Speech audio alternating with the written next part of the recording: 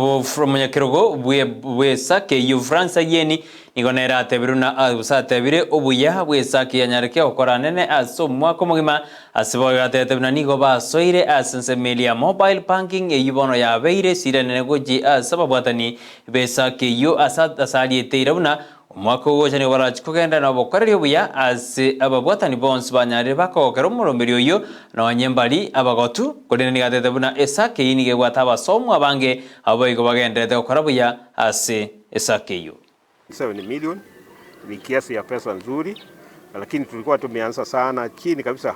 Tulianzia kitu kama 600 million hapo, ilikuwa chini kabisa, lakini ikaja 600 million. Lakini kwa sababu ya vile tumetunza pesa kupitia bwana CEO wetu na management yake, sasa tuko na 1.7 billion shillings kama capital yetu. Na hatua nyingine ambayo tumefanya ni mambo ya mobile banking.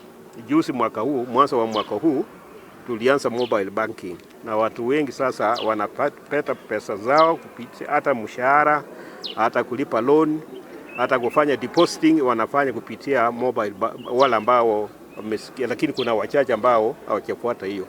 So hiyo ndio hatua kubwa sana. Hebu tuseme kama mimi sasa wakati nataka kuona balance yangu siendi kwa branch, inapiga hesabu kwa hiyo namba ambao wamepatia ile private code yangu, naona ni pesa ngapi ziko, ni ngapi nataka kutoa sisi kwa M-Pesa, ni ngapi nataka kutoa siende kwa loans, kitu kama hicho. So hatua kubwa tena tumefanya ni hiyo ya mobile banking.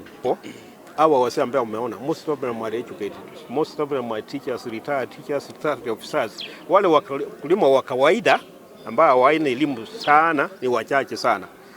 Ukienda hapo alafu uulize ni who are the retired teachers, they are the majority, who are retired officers, they are the majority. Kwa hivyo mambo ya mobile banking